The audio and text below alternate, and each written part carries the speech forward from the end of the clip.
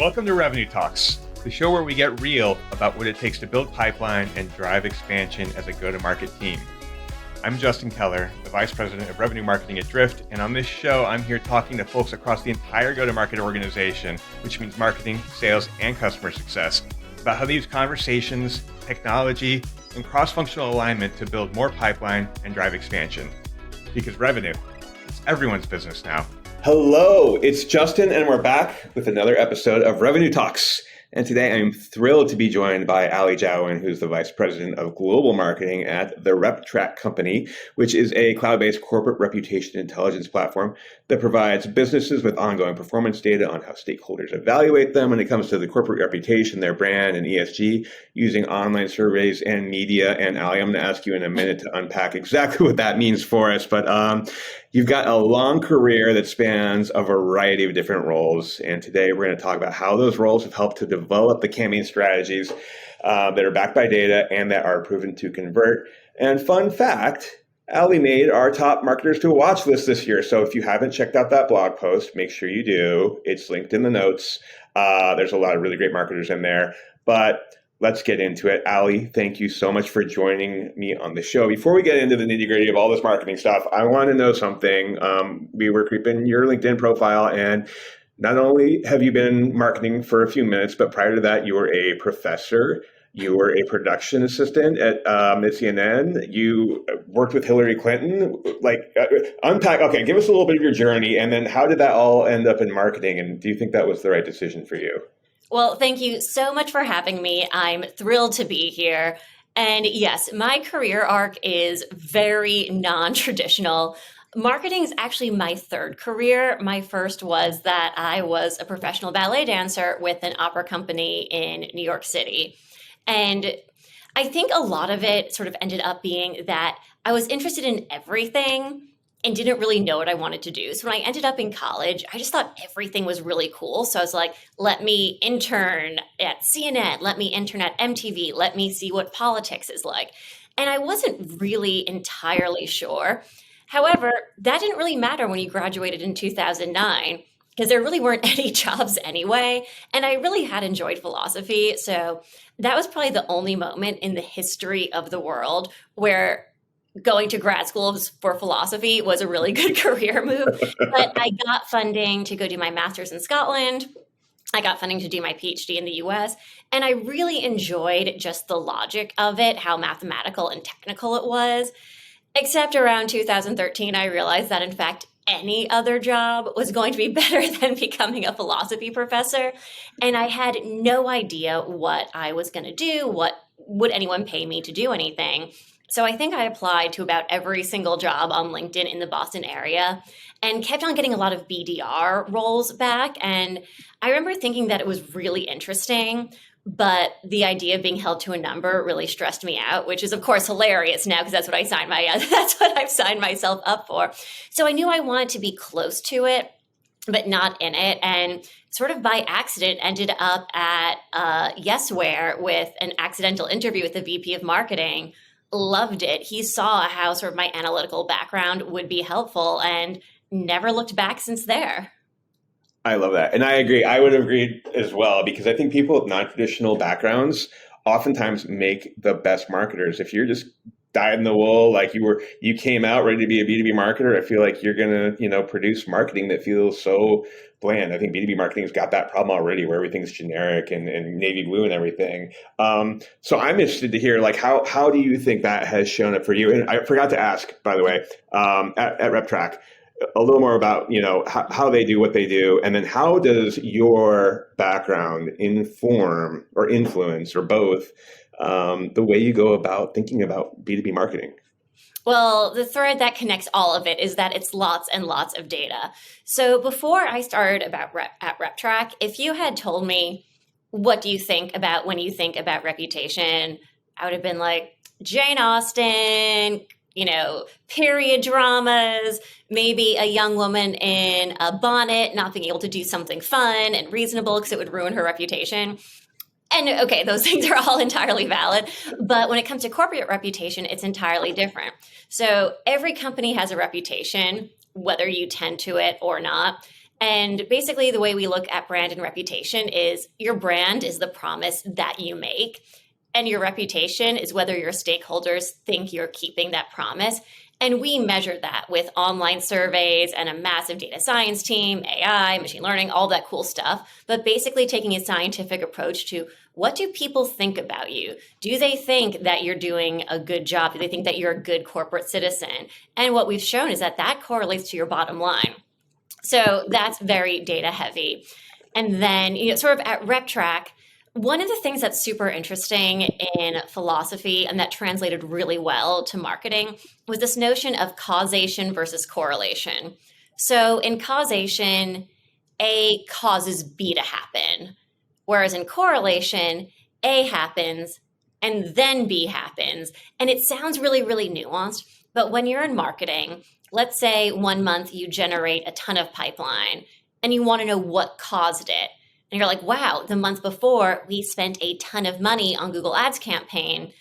That's what caused it. However, if you're not careful, maybe it wasn't.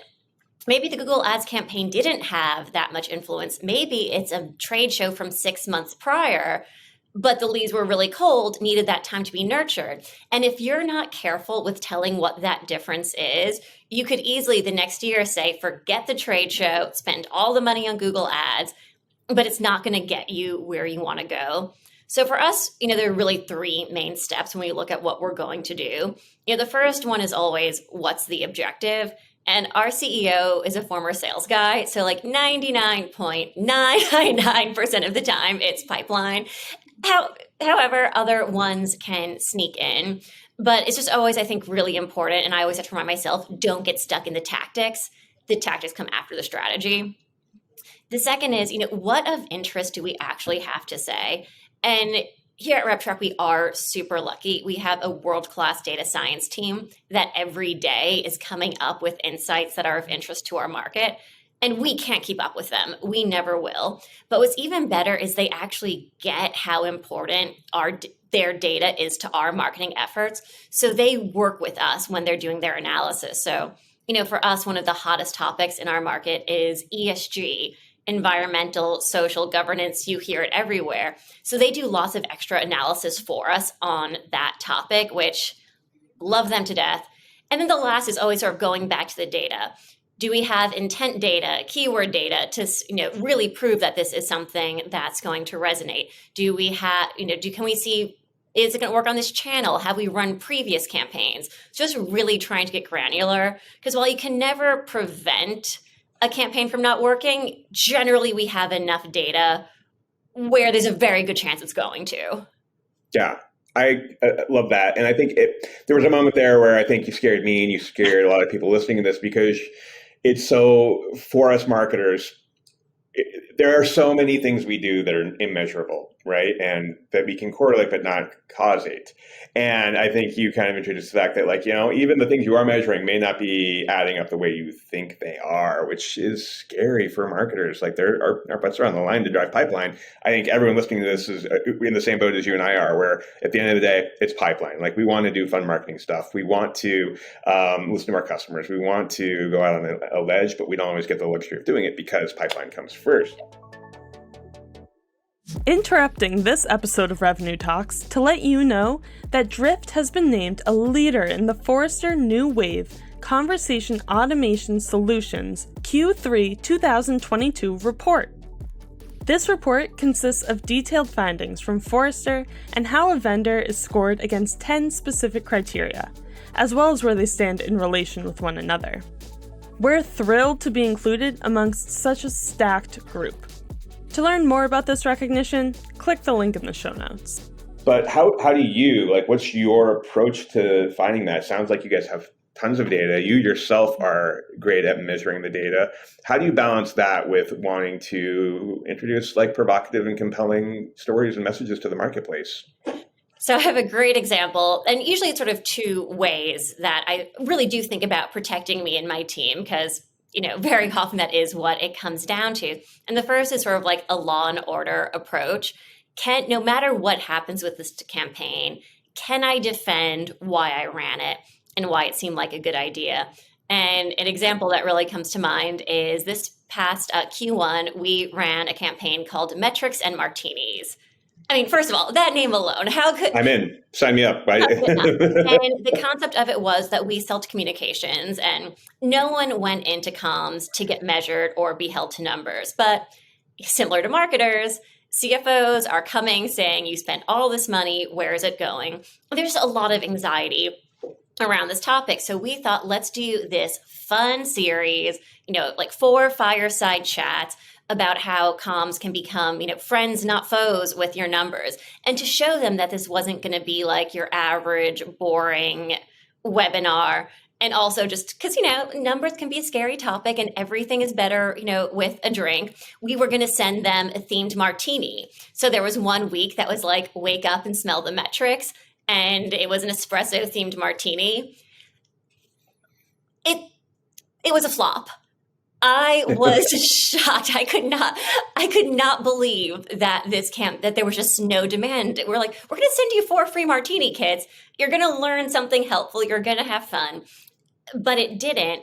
However, why it was okay for us was, one, everyone thought that this was going to be effective. Everyone internally knew that this should work. Everyone knew this was a good channel. So while it was at least head scratching, it wasn't like, why did you go off on this wild cliff? But the other was that we started small. Sure, we lost, a person's, man hours, and sure, $1,000 on martinis, but like in marketing, those are rounding errors. And we were able to pivot quickly. So I think a lot of it is, before going full throttle into something, one, making sure you can defend it no matter what happens. And then 2, if you can test it on a smaller scale, that's ideal. However, I know that's not always possible. It's one of the reasons why field marketing terrifies me. But that's, you just have to have a strong stomach and a strong spine for that. I come from field marketing, so I fully appreciate it. But yeah, that is one area where I will acknowledge you can go small and get certain results or go big, and you're just never really going to know. So it's just very important that, the company has a good understanding of that type of thing. I fully co-sign on that. I think some of the best marketing is the stuff where you're like, you know what, if nothing happens, at least we did it. And this was like the right thing for the spirit of the company. But it's also, it is terrifying. And that's one of the hard things about being marketing. And I want to get your opinion on this. And this is actually pretty meta because your company measures like the employer brand, and you are using that to then drive more brand for your company, right? So it's kind of this weird cycle. And we are in a, potentially rocky economy. There's lots of, if you're on LinkedIn, you're seeing a lot of people, getting laid off. And there is a study that I'm blanking on the name of the author on. Elizabeth, ping me later. We'll put this in the show notes. This is a valid study. But in the 80s, a research company studied about 600 B2B companies in the recession that happened in the early 80s and found that the ones that really invested in brand during that downturn grew, outpaced the competition. But then when the recession ended, was kind of like a rocket boost for them. Like they jumped way ahead. And that's like the scariest time of all to make these big brand investments. So what's your take on that? Like when you're thinking about balancing how brand affects the bottom line, like what can you tell the people? What can you tell me first of all, and then what can you tell our listeners to give them some rolaids on this podcast? So the first is that brand is so much more than your font and your colors, and it can be very easy, I think, when you're in marketing to forget that because you just live and breathe it so much. But your brand is, and I know I'm saying this to marketers, so it's obvious, but it's your personality, your authenticity, and your consistency in every single communication. And it's just so easy to reduce it to, pretty pictures and share a voice metrics. And I promise this is not going to be a RepTrak pitch, but, as I was saying earlier, we look at brand and reputation as peanut butter and jelly. They're different, but you really can't talk about one with talking about the other. And you control your brand. Your brand is the promise that you make. You have a lot less control over your reputation. And your reputation impacts things such as people's willingness to recommend you, say positive things about you, buy your products, give you the benefit of the doubt in a crisis, invest in you. So while it's really important to manage that, you have less control over that, whereas you have full control over your brand. So I think when it comes to brand, people need to make sure that one, they're speaking authentically, because these days authenticity or not lack of there can be sniffed out like that. But the other part of it is, are you making promises that you can live up to? Because if you're not, you are going to be punished for that. So in this time, investing in brand for me isn't just investing in dollars, though there is a part of it, but it's really is every single communication expressing your values and expressing your purpose, which is so hard, especially as I feel like we've been pivoting on a dime since March 2020. Like, how many more times can we keep on doing this? But just sort of realizing that the promises that you're making to your stakeholders, they have to evolve as we all evolve. So just really maintaining that consistency, even if you don't have the dollars behind it, if you can maintain that authenticity and making the right promises, that's going to go much farther than a lack of authenticity with dollars. I agree with that wholeheartedly. I think if you ask 20 marketers, like, what is brand, you're going to get 20 different answers. And even depending on the day, it'll change. I think one thing everyone can agree on is it's kind of, the phrase, brand is what people say about your company when you're not in the room, right? And I think that you're exactly right. Like, if you're leading with authenticity, you can at least trust that you're being genuine. People are going to hear that message, and no one can disagree with you on that. So with that in mind, how do you weave that in? Is that... are your brand campaigns part and parcel of your general, go-to-market campaigns? Do you think about this separately and it's kind of a layer above the campaign level, or what? How does that look for you? So I'd say there's a lot of ironies for this there. So, one, brand is in everything that we do, every single email, every ad, every blog post. But for RepTrak, we've been on a real journey, because until April 7th, 2020, and I can remember the exact date because it was that, exciting, but as a marketer, traumatic. We were Reputation Institute. We were a, boutique market research agency, and now we're a tech-enabled platform, the RepTrak Company. And it was a huge overhaul. And we're still really managing that. What is the RepTrak brand? We all knew what Reputation Institute was, but we come from such an academic background. How do we keep that academic rigor, or not keep it, it'll always be there, but how do we communicate that without being intimidating? Because one of the things that we used to do was go to the market with see how smart we are, look at our models, let's talk about R squared, or lots of other terms I still to this day don't understand. And don't worry, we have smart people on our team who do. But our big theme for this year was become a brand that people want to spend time with. And then our theme for 2023 is going to be demystification, taking the PhD out of it. So much for us has just been really focusing on that essential, what is our brand? I know what our promise is, but our authenticity, we have it in certain areas, but we really have to spread that throughout the rest of the company. And once we have that nailed down, I'm going to feel a lot more comfortable going to our CEO, being like, we need to spread the word loud and wide. But to do it right now, before we have that really buttoned up and have everyone from the interns, the people who've been here forever, to everyone needs to sort of be on the same page. And we're going to get there, but we're just not quite there yet. So when did that rebrand happen? What's that process been like for you? It's been very, one, rebranding in a pandemic, that's always hard. About. It's like one of the toughest things a marketer can do.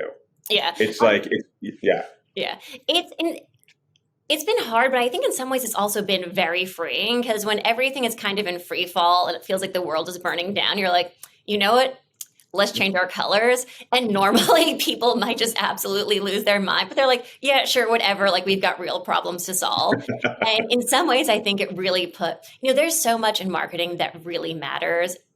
And there's so much that doesn't. One of my taglines is there's no such thing as a marketing emergency, except in ops related, and only our ops people can fix it. But everything else, actually not a real emergency. We can all just sort of take a deep breath. So I think in a lot of ways, this gave us time to step back and think, okay, not just what have we always done, because the world isn't what it's always been. It's all new, it's all different. Let's sort of lean into the moment. And we definitely pushed the company in areas that it was not comfortable with. And we've had to do it over time, but by starting to push the needle a little bit, over and show them the data of how it works, we've really been able to show people that no, people do want to be educated and entertained at the same time. Because one thing I always try and remind people is that we're not just competing against our competitors, we're competing against everything everywhere all the time. We're competing with against dancing animals on TikTok, their shopping list, texting their friends, trading on Robinhood. Like, they could be doing literally anything else. So why is anyone going to give us the time of day? And that's where brand comes in. So it's a continuing education, I would say. It is. And it's so, I mean, what I'm getting from this conversation, which I am loving, by the way, Ali, it's so all consuming. Like you said, it's everywhere all at once that it can't be ignored, right? And whether you're investing a little or you're investing a lot, whether you're investing directly or indirectly, it's something that you need to give love and resources to, money or otherwise. And so, whether that's going to your CEO, your CFO, some combination of a bunch of people with C's in their title, it's a tough conversation to have at the end of the day, right? Like, they're fiscal stewards of the company and you're asking them for something that might not be directly, measurable. What's your approach to either selling them or saying, look, this is going to pay off in the end? How do you think about that conversation that I think myself and so many people listening to this conversation dread or have had and did not go so hot? So I'd say, on that, I'm actually very lucky that our CFO, David Stack, is the CFO that took HubSpot public. So he gets it in a way that almost no other CFO ever will. But for me, I worry less about getting people on board. That's hard. But for me, it's what happens when the music stops. Because the thing with almost all brand campaigns is the bills come in way before the revenue does, and that revenue can be hard to tie. And with certain CEOs, it's entirely fine. I remember at a previous company, our big campaign for the year was around AWS reInvent, and we were spending millions, and we knew we'd be able to track some of it. But I was getting a lot of anxiety. But our CEO, who didn't have a marketing background, was really good about saying, listen, I understand that there's going to be a lot that we can't track.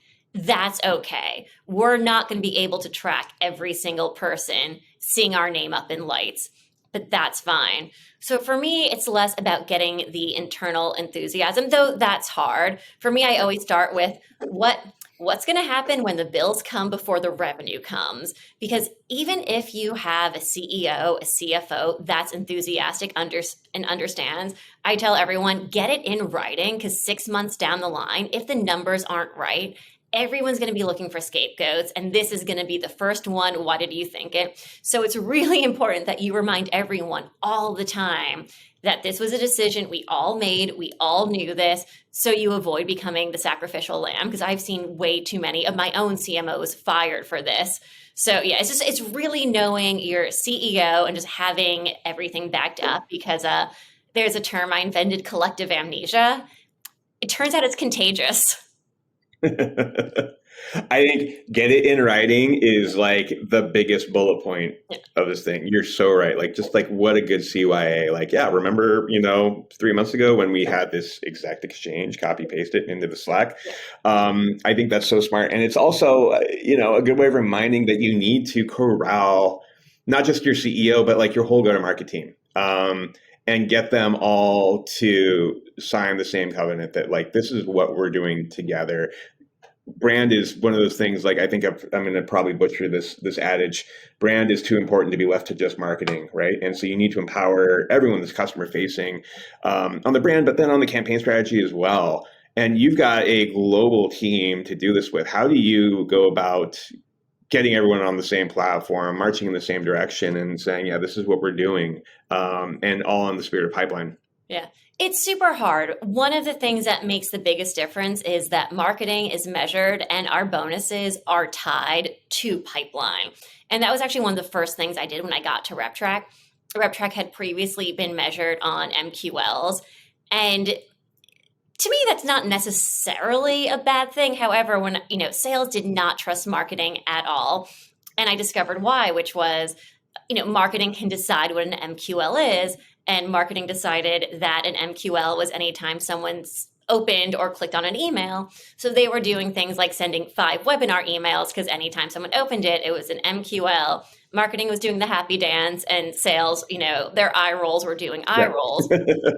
So by making marketing 100%, having it tied to pipeline, the end all and be all, they know that we're in there with them, because we can't just toss them some crappy leads and say, our job is done, now go do your work. We need to get them the right accounts with the right people interested in pains that we can solve. We have to make sure that the handoff is good. We have to make sure that they have enough collateral to get everyone else on the buying committee. So it doesn't mean that they love every single campaign that we run, and they absolutely wish that we ran more campaigns, and they have plenty of ideas of things we could do. But they know that if we're doing it, it's because we really think that it is going to drive pipeline, that we don't do things otherwise. And then the other part is that we invest heavily in our relationship with our revenue partners. Me personally, I'm in every single weekly BDR team meeting, new logo team meeting, and account management meeting. So it's like 3 hours of my week. And if my team is launching a campaign, I'll have my content people in there, or whoever, demand gen, whoever needs to be there is going to be in there. But it does mean that they know us, they know that we care, and that they trust us. So there's that relationship and familiarity where they don't I don't know who's over there, they don't care, they don't know. No, we're there, we know. And again, it doesn't mean it's all perfect, but I think just putting in that FaceTime has made a really big difference. Absolutely. Preach. The tagline of this podcast is revenue is everyone's, not everyone's problem. What is the tagline? Revenue is everyone's job is the tagline of the Revenue Talks podcast. How about this? As we start to wrap up, we'll end with the signature Revenue Talks question, which is, what is the number one thing that your team is focused on to accelerate revenue in the second half of this year? So our team motto is data, not drama. And we actually even have a team mission statement that has we have an emotionalist, data-driven approach. So again, it is definitely a hard market out there. We sell to the Fortune 500. So if they have a bad stock, if they have a bad earnings call, their budget goes away. But we do know that, we know 2 things from our data. We know that ESG, hottest topic out there. We also know that the internet cannot resist a rankings. So we're working with our data science team to combine that. We're going to do our first ever ESG rankings. Basically, we're going to take the companies on the NASDAQ 100, look at their ESG perceptions and rank them. And it's, again, it takes data science time. It's not something we've done before, but the data, we know what we need to do. The data is telling us that's what to do. So that's what we're going to do. And then if the data says something else, we're going to pivot really quickly. But I really hope that doesn't happen, because then I'd cry. That'd be a problem, but we would do it. We would find a way. Exactly. Well, but to your earlier point, there's never a marketing emergency, right? And if you got data and not drama, and you get it in writing, hey, your bases are covered. I've loved this conversation so much, everybody. Ali Jawin from RepTrak, one of Drift's top marketers to watch this year. I really appreciate you joining us so much. I had a great conversation, and thank you so much for sharing all this wisdom with our audience. This was great. Thank you so much. Thank you so much for listening to Revenue Talks. If you liked this episode, please consider leaving a review wherever you're listening. You can connect with me on Twitter @Justin Keller, and the entire Drift Podcast Network at Drift Podcasts. Remember, revenue, it's everyone's business now.